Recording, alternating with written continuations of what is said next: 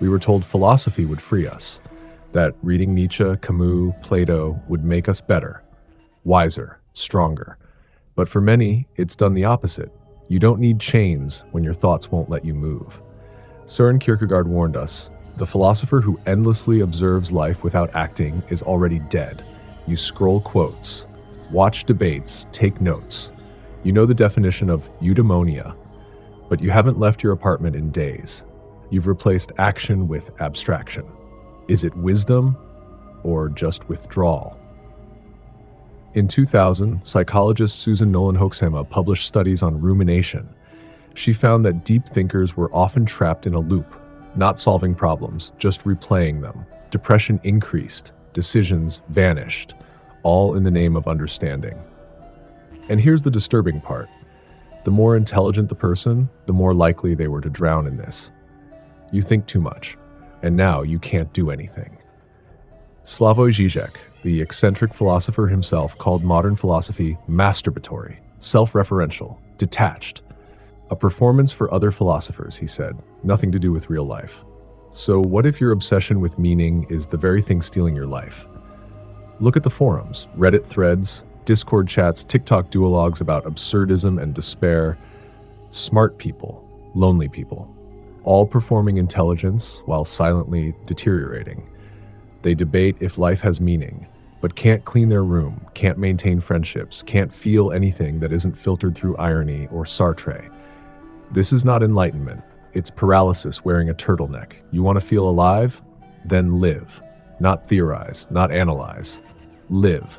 But that's the sickness philosophy gives you when taken in overdose. It tells you to wait, to find the perfect thought, to reach some internal certainty before acting. And in that waiting, you rot. A man once said there are more books written on ethics than ethical people. That's the game.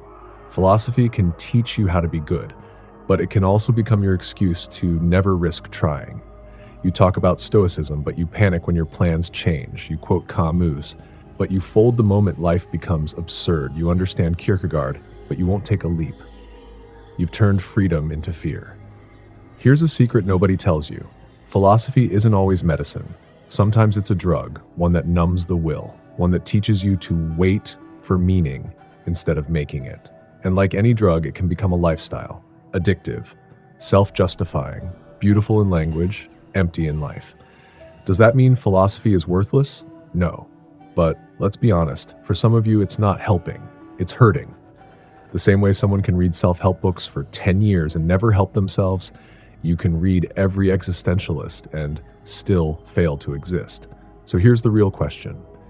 Is your love of wisdom turning into a fear of reality?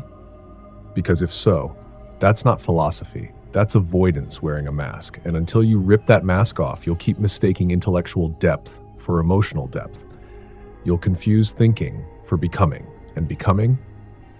That only happens in real life.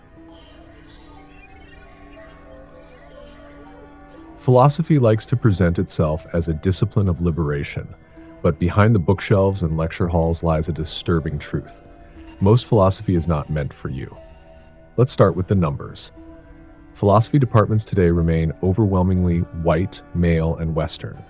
In the US and UK, less than 20% of philosophy professors are non-white, and only a handful of institutions globally include African, Indigenous, or Eastern philosophical frameworks in core curricula. Why? Because the canon was built to reflect itself, not the world.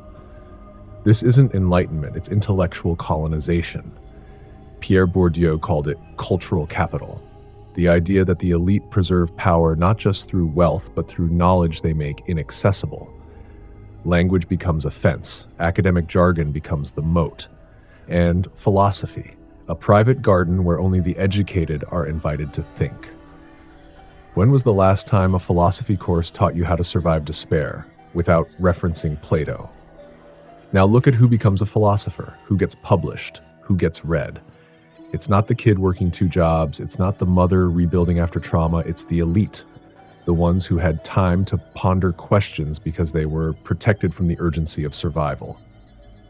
Philosophy, then, becomes a mirror for those already insulated by privilege. Thomas Sowell once argued that intellectuals rarely pay the cost of their ideas. They theorize revolution from inside tenured walls. Meanwhile, the consequences are paid in the streets. So what happens when a philosophy isn't just impractical, but disconnected? Popular philosophy channels often repeat the same names: Nietzsche, Camus, Foucault, Žižek. They're brilliant, but what they create is a feedback loop. One thinker referencing another until the loop becomes a hall of mirrors. And real life? Forgotten. Is this intellectual depth or just a curated echo? In this system, asking the wrong kind of question is heresy. Try bringing indigenous spiritual philosophy to a Western analytic classroom. See what happens. You'll be met with smirks, not engagement, because what they really teach isn't philosophy. It's philosophy according to them. Roger Scruton warned that modern philosophy often disguises moral posturing as inquiry, that under the surface it's not truth-seeking, it's status-maintaining. Whoever can quote the most obscure dead man wins. That's not thought. That's elitism in academic robes. The more obscure the language, the more intellectual you're seen. But real wisdom doesn't need obscurity. It needs clarity, and clarity doesn't require a PhD. So ask yourself, is philosophy still a tool for questioning power, or has it become power's disguise? Even online, philosophy content is often more about aesthetic than awakening. Somber B-roll, a Nietzsche quote, a lo-fi beat, and underneath the same repackaged ideas. No confrontation, no rupture, just a sanitized form of rebellion. But rebellion without risk is just branding. This raises a dangerous question. Has modern philosophy become an accessory for those who want the appearance of depth without the cost of confronting reality? Most of the world's greatest thinkers are never heard. Their ideas never translated, their cultures never cited, because they don't speak the gatekeeper's tongue. So here we are. A discipline that was once about waking up now functions to keep many people asleep. Philosophy was meant to liberate, but it often ends up telling you that if you don't understand Hegel, you don't deserve to ask questions. How many people stopped thinking because someone told them they weren't smart enough? And in that silence, the system wins again. Not every horror begins with hatred. Some begin with theory. Philosophy was never neutral. It doesn't just shape how we think. It decides who gets to be human.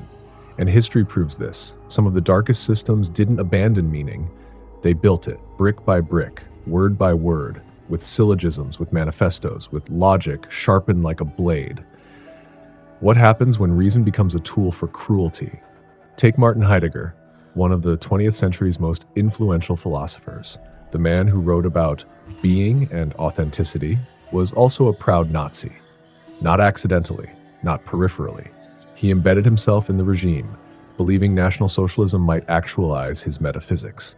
His defenders say he was misguided. His critics say he was evil. But one fact remains. He gave the regime intellectual architecture.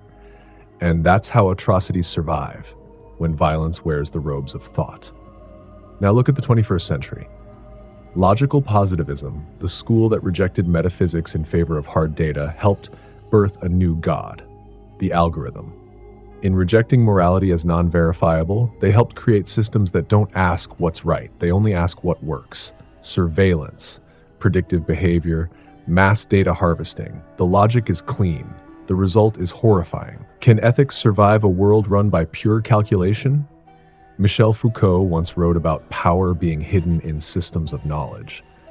But what happens when those systems start managing you?